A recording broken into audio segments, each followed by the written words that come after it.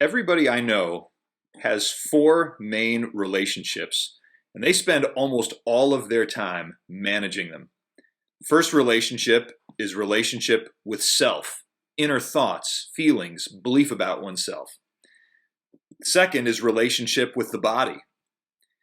The third relationship is relationship with other people. And the fourth is relationship with the world. What I mean by relationship with the world is the world of having, owning, working, managing, filling out paperwork, stuff like that. Everybody I know also experiences brokenness in these four relationships. People experience brokenness with self in the form of anxiety, depression, low self-esteem. They experience brokenness in the body with bad health and with difficulty kicking physical addictions. People experience brokenness with other people in all kinds of ways. You know what that's like. And people experience brokenness in the world when they can't get a job or they can't keep a job or they don't have money to make ends meet or the insurance company won't pay for what it's supposed to or political oppression or whatever. Now, people spend a huge amount of their time trying to maximize comfort in all these areas and to minimize the pain.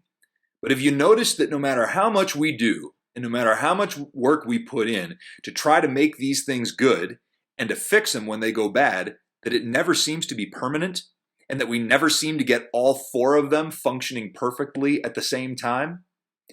The reason for that is that there's a fifth relationship that affects the other four that we usually don't think about. See, we tend to think about life in two-dimensional terms, like this flat piece of paper. But in fact, that's attempting to find two-dimensional solutions to a three-dimensional problem. Because there's a fifth relationship that hovers over the other four. And that is the relationship with God. And that is the reason for all the other brokenness. See, our brokenness with God comes because we don't treat God like God.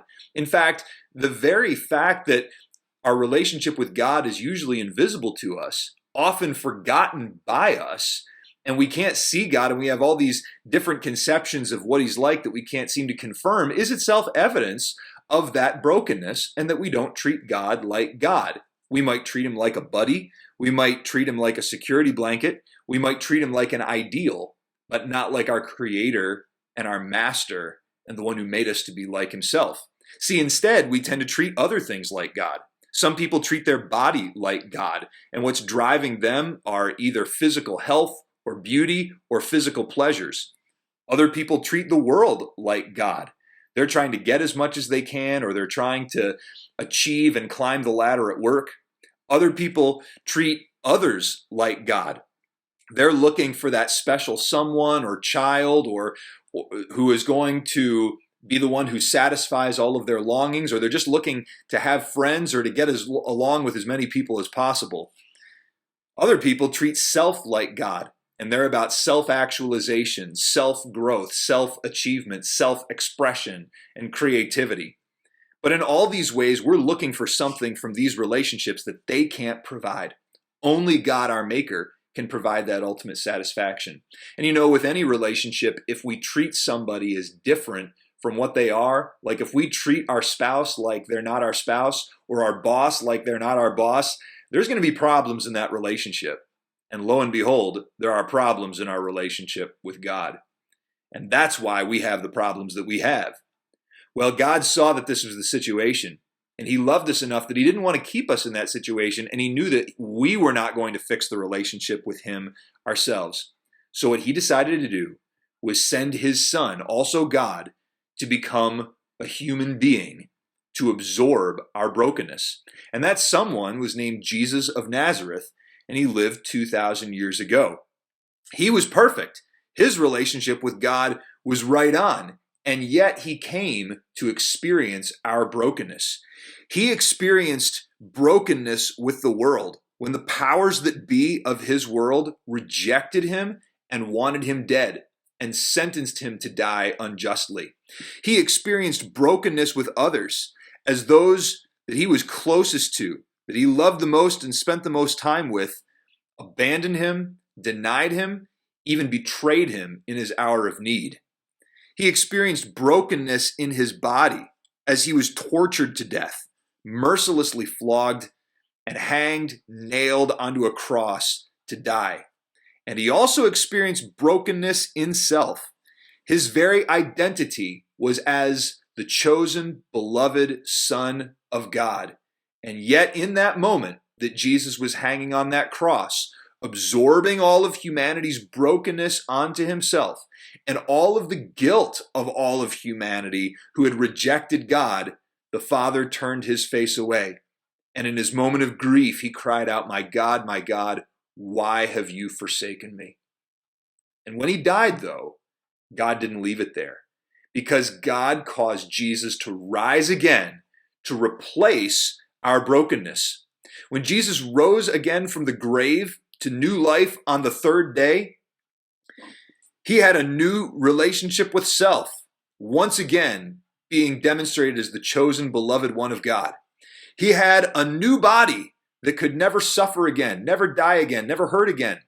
He had restored relationships with his followers as they were reconciled to him, and he forgave them, and they restored their companionship together. And he had a new restored relationship with the world that went beyond anybody's relationship with the world, because he ascended back to heaven to sit at the Father's right side. And from there, he was given the name that is above every name. That is the title above every title, as the supreme authority over everything in heaven and on earth, even though the rest of the world hasn't figured that out yet. And Jesus promises that anybody who would get tied into him would get tied into his risen resurrection life, so that they would have a complete, restored relationship with God immediately, complete and full forgiveness. And at the same time, Jesus would begin to heal their other 4 relationships gradually, not all at once and not completely, but they would begin to find healing in relationship with self, body, others, and the world that they never had before. Well, Jesus promised that he was going to return to finish that job. Someday, Jesus will come back. And when he comes back, he's going to do something incredible for those who are tied together with him. See, he's going to create a new and perfect world, a new and perfect world where there is no crying or suffering or pain. He is going to restore people together and fix all of the problems in their relationships.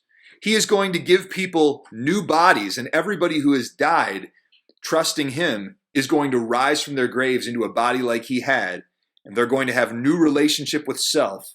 The Bible calls it a new name, a new sense of identity and wholeness in who they were created to be.